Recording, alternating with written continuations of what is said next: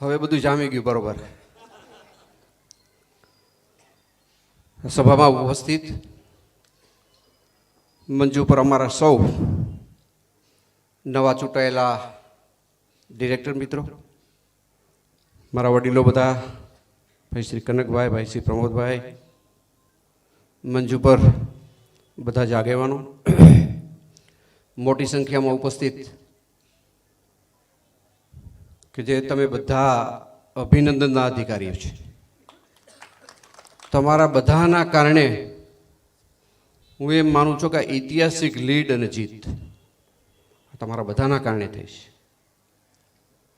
મારા અગાઉના વક્તાએ પણ તમને બધાને અભિનંદન આપ્યા, તમને વંદન કર્યા. હું પણ તમને બધાને હૃદયપૂર્વક અભિનંદન પાઠવું છું. તમને બધાને હું વંદન કરું છું.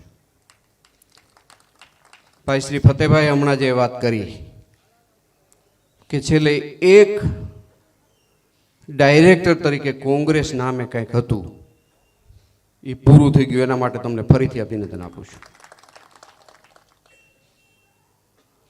પેનલની રચના થઈ, બધા આગેવાનોનો સુર કે ભાઈ ગણેશને લડાવવો છે. આવી દરેક સમાજમાંથી વાત આવી, ગણેશને લડવાનું થયું. અને યતીશને ખબર નહીં કોઈને કેવો દુખાવો ઉપડી ગયો. પણ ગણેશ શું કામ, પણ ગણેશ શું કામ? એ યતીશે નક્કી નહોતું કરવાનું, મારે નક્કી નહોતું કરવાનું, મેં નક્કી કર્યું નથી, એ જનતાએ નક્કી કરેલું છે કે ગણેશભાઈની હાલની કાયદાકીય પરિસ્થિતિ ગમે તે હોય પણ ગણેશને ચૂંટણી લડાવવાનો છે, એવો જનાદેશ મને થયો હતો. એને કારણે એવડી મોટી લીડ થઈ છે. બે દી પહેલા લગભગ ભોજપરામાં સભા હતી. હું હારી જઈશ તો કોઈ ચૂંટણી નહીં લડું. આ રીતે ચૂંટણી હારી ગયા પછી એમથી કે ચૂંટણી લડાઈ.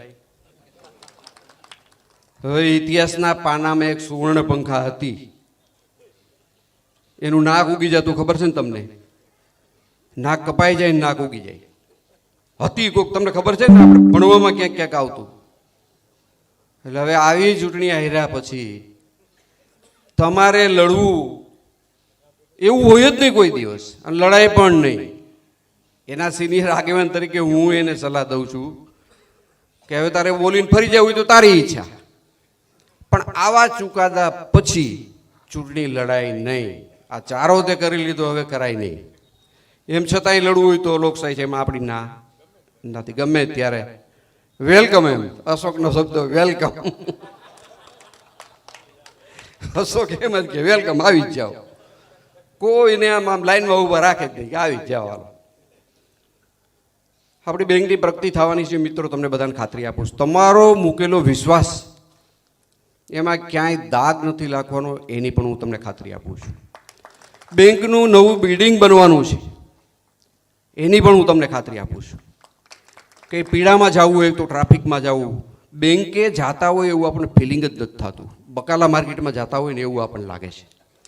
આવતા દિવસોમાં એક સુવિધાવાળું બિલ્ડિંગ ગામને મળે એવા તમામ મિત્રો પ્રયત્ન કરવાના છે. હું એમાં સહકાર આપવાનો છું. સારી રીતે બિલ્ડિંગ બનશે એની તમને બધાને ખાતરી આપું છું.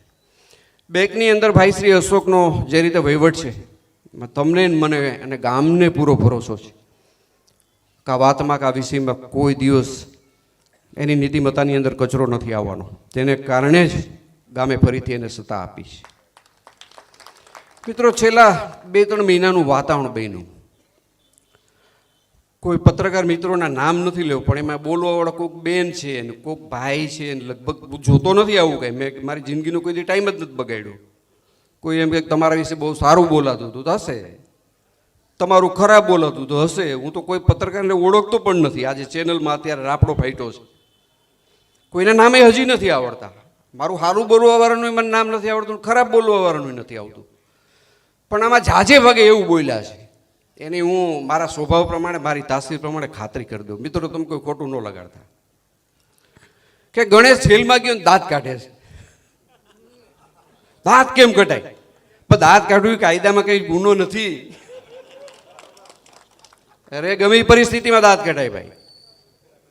મારે પણ આવો માઠા સંજોગો તો દાંત જ કાઢ્યા છે.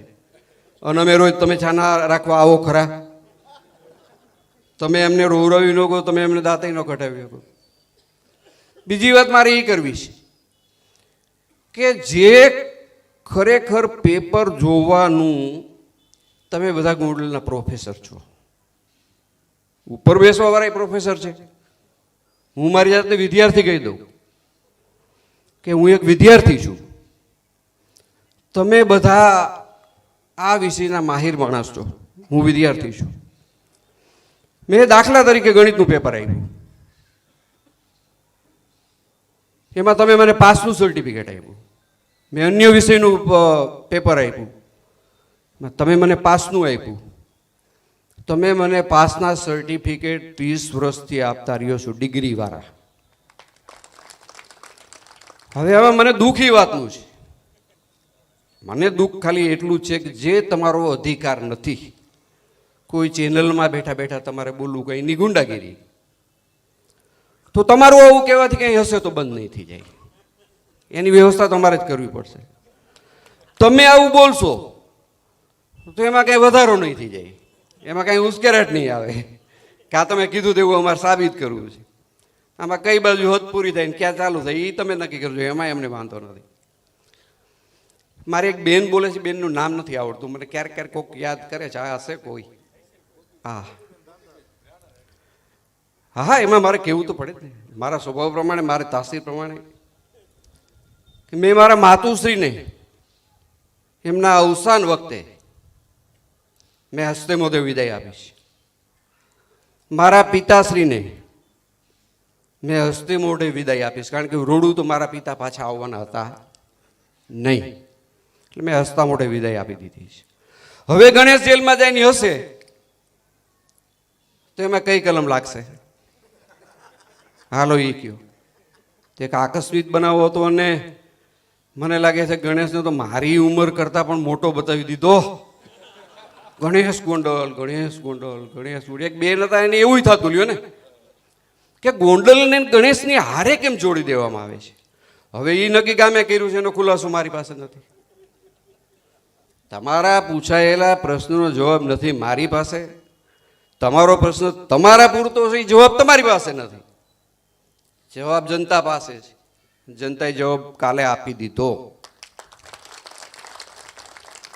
કાલે કેવું આપ્યું તમે જાણો છો ને, કે નાગરિક બેંકના ઇતિહાસની અંદર પહેલા નંબરના મત જોવો તો હારેલી પેનલના એટલા મત નથી. જીતના મત જોવો તો એટલા મત નથી. આ કોઈ નાની સૂની બાબત છે. 10,000ના મતદાનની અંદર હવે આ સર્ટિફિકેટ ગામે આપી દીધું, અને ગામનું જ હાલે ને ભાઈ.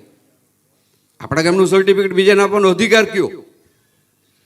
મને સારો કે હોય તો તમે કહી શકો, મને ખરાબ હોય તમે કહી શકો ને. બે વસ્તુનો અધિકાર તમારી પાસે છે. આવું થાય તો, આવી વ્યવસ્થા થાય તો વધુ સારું.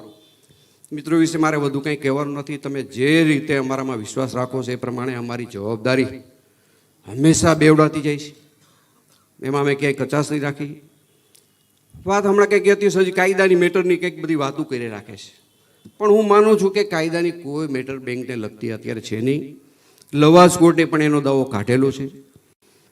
હાઈકોર્ટની અંદર એક મેટર એને વિથડ્રોલ કરી છે, એક મેટરનો ચુકાદો એની વિરુદ્ધનો આવ્યો છે કે તમે લવાસ કોર્ટમાં જાઓ. આવી કોઈ મેટર નથી ને હશે તો એ તો કાયદો કાયદાનું કામ કરશે. પણ અંતમાં તમારો બધાનો આભાર માનું, અને જે સંજોગોની અંદર ચૂંટણી આવીને તમે બધાએ પોતાની ચૂંટણી પોતાના ઘરની એક ચૂંટણી બનાવી દીધી, એક ઉત્સવના રૂપમાં તમે ચૂંટણીને ફેરવી દીધી, એ બદલ હું તમારો બધાનો હૃદયપૂર્વક આભાર માનું છું. આવતા દિવસોમાં જે કંઈ કામ કરશું ગામના હિતમાં અને ગામનું ભલું થાય એ રીતના અમે અને અમારી ટીમ કામ કરશું. તમને ક્યાંય પણ અમારી જરૂરિયાત લાગે, ક્યાંય ધ્યાન દોરવા જેવું લાગે, કાંઈ પણ વહીવટી બાબતમાં, બેંકમાં, યાર્ડમાં ક્યાંય તમને આવું દેખાય તો વિના સંકોચે અમારું ધ્યાન દોરજો. આપ સૌનો આભાર. જય માતાજી.